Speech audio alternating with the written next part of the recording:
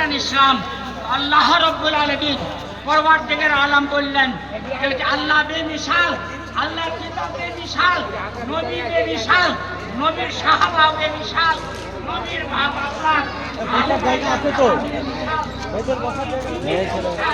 নবীর বেটি বেমিসাল, নবীর ঘরানা বেমিসাল।